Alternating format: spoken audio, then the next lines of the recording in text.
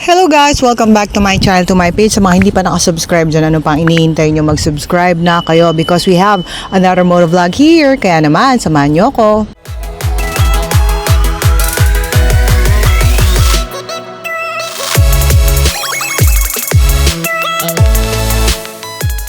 So guys, today is Sunday, February 1. Yeah, first day ng February.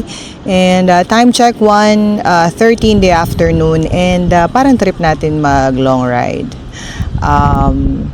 Kaya napagdesisyon na namin na mag Baguio balikan today. And I'm using a CF Moto 700 MT. Touring bike nila to na lumabas last year. And I wanna check kung sulit ba talaga itong motor na to sa halagang sobrang affordable. Of course, gagawin natin to ng review.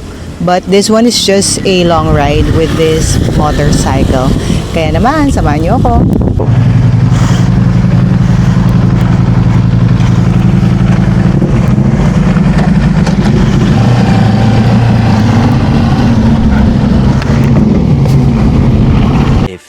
Moments later. So guys, andito na tayo ngayon sa La Union. Sa Rosario. Sa may clean fuel para lang magpagas bago tayo tuloy ang umakyat ng Baguio. Magta-try sana kaming mag-asinan tunnel kaso hindi namin ma-search ng maayos. So try namin next time.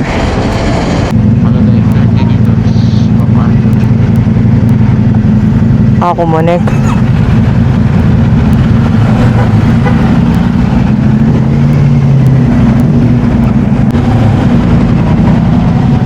Unahan pa dun sa pumasok na sasakyan.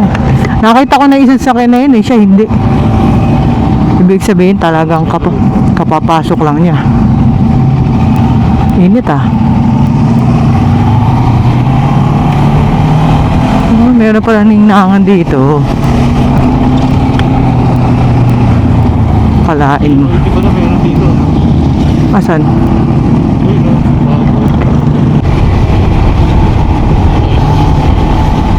Hindi naman. Hindi rin.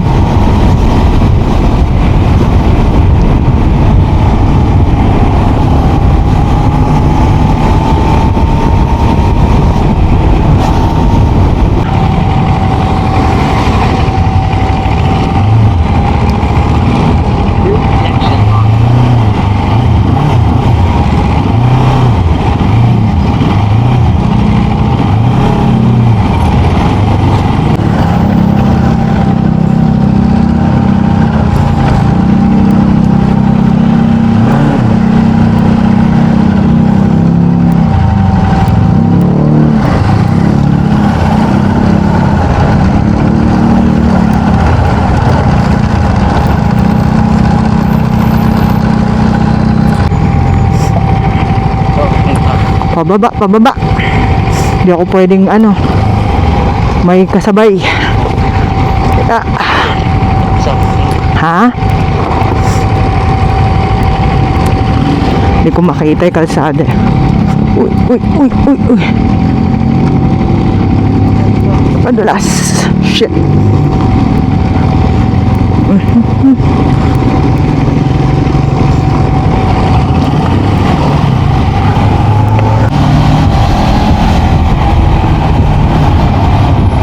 Uy, traffic talaga dito lagi. Tunnel.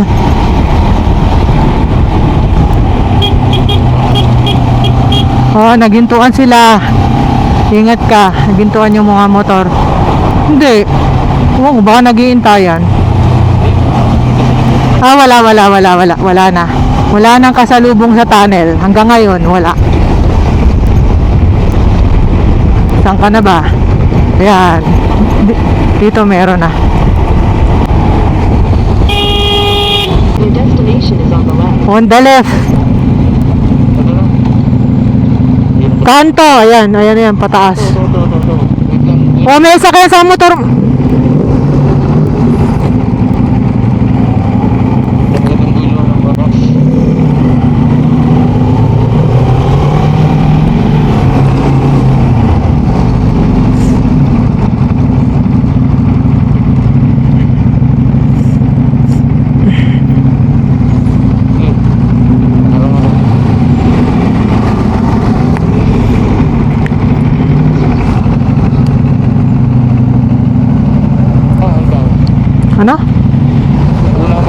Ako na.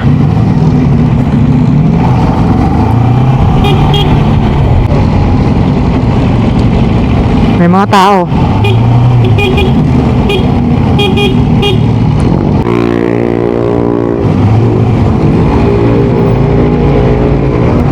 Pwede rito?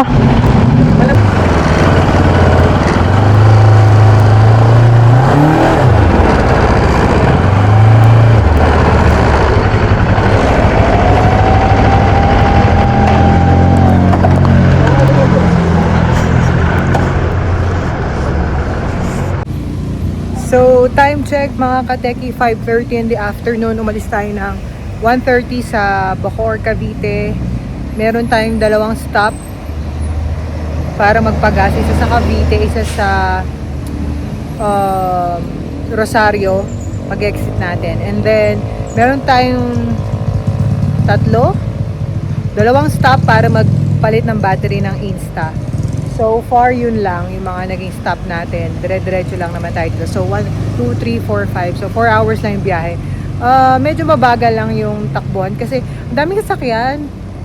Tapos dito naman sa Baguio, marami naman pababa. So, alam mo na, hindi ka rin maka-overtake. Anyway, dito kami ngayon sa Kanto Restaurant. Sa may Kisad. Dito mismo sa Baguio City. Papakita ko sa inyo yung area. Baka sakaling magustuhan nyo. Pero, na-research ko to sa Google. Okay naman daw. So as you can see, yung busy street ng Baguio, ayan sa harap natin. Okay naman, may parking naman ng big bike. Medyo alanganin lang. Umikot kami doon para makapag-park ng maayos dito kasi medyo pataas. Pero so far, ayan, maganda yung parking. Hindi naman iba yung parking para sa big bike at sa kotse. So ito yung busy street ng Baguio. Actually, hindi ako nalalamigan ngayon. Kumpara nung nagsagada kami din, nagbagyo kami. Hindi sobrang lamig. Sakto lang. Parang ka lang naka-aircon ng 27 degrees sa kwarto nyo. I don't know why. Baka mainit talaga panahon today. Anyway, so ayan. Ito yung mismong restaurant. Yung pangalan niya. Kanto. May ibang branch daw to eh. And ito nga pala yung gamit natin. Yung asawa ko naka Multistrada na V4S and then ako naka 700 MT ng CF Moto. So far so good. Hindi ako nahirapan kahit pangilan ba to? Third time kong gamit mula nung nakuha ko. So, okay tayo. Mapakita ko sa inyo yung menu and yung in-order namin. Mag-aalas 6 na, medyo maraming tao. Pero dahil dalawa lang kami, hindi na kami naghintay. Although nakita ko may maikling pila para dun sa maraming, yan o, ganda diba? Para dun sa maraming kasama, may konting pila. Kanina dito may pili. Pero kami dire-diretso lang kasi nga, dalawa lang kami. Malaki yung pwesto nila, I think. And okay din yung menu. Okay din yung review sa Google. So, Yes, ma'am. May kasama na po. hindi, ano na ako nakaupo. Part pa rin to ng restaurant, no? Yes. Okay. So, usually ba dapat magpa-reserve? Or... Hindi naman, sir. Ma'am, yung reservation kasi natin, usually pag Saturday, Sunday. Pag Close marami po lang. tayo ng mga walk-ins. Okay. Pero sa umaga, ano oras kayo nag-open? 10 a.m.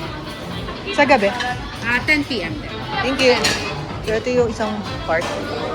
And then, meron din doon. Pero ito ako nakapwesto. Ayun.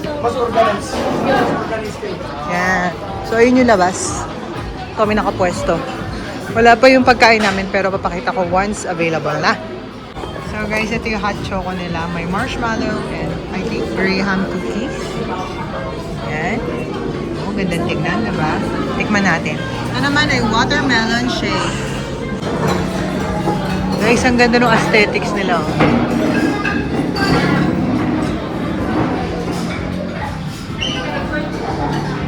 Totoo yan. Totoong halaman. As in, hindi gawa-gawa lang. Ganda, in fairness. Sorry guys, na-breakdown ko na bago pakita sa inyo. Pero Salisbury steak to. Best seller daw nila. Ito, chicken pastel. Mashed potato. And, ano nga ito? Lomo ribs. Yan. Ayan ang kakainin natin dito. Ito siya guys. No more ribs. Best seller daw nila. Barbecue beef ribs. Masarap din daw. Pero in-order namin chicken pastel tsaka Salisbury steak. Konti lang yung menu nila pero mukhang masarap naman. Maganda rin yung reviews online. So ayan guys, pa-uwi na tayo. Anong oras na? 7:05 in the evening, pa-uwi na tayo. Ang sarap ng pagkain sa kanto. Babalik tayo dito guys, lalo na yung hot choco nila tsaka yung chicken pastels. Sobrang sarap. Anyway, mag-gear up lang tayo ng tuluyan and then pa-uwi na rin tayo. Okay. Sino kuya?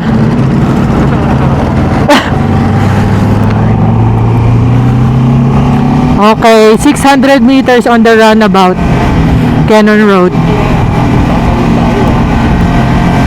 Nakikita mo ba?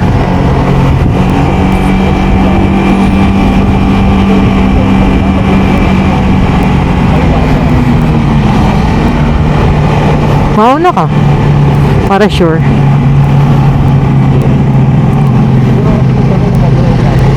Anong sea oil? Ha? Okay. Hindi pa. Wala pa yung sea oil. Ningnangan ang nakikita ko. Tapat ba o kahilera? Ayan, nakita ko na.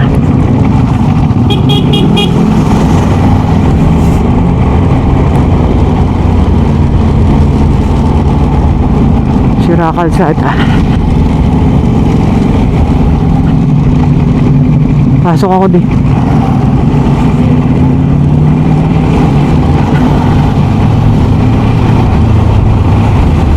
La.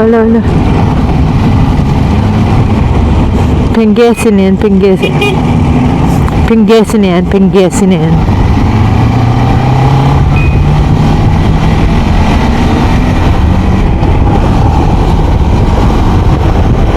Hoy, huli oh. Kaya hinuli oh. May titing ng papel eh.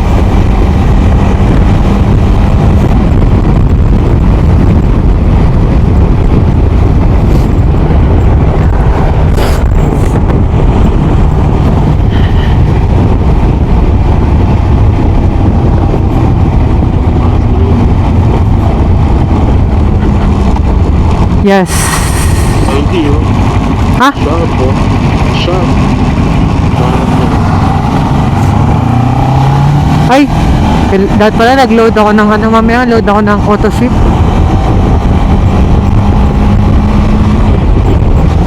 Ha? 172.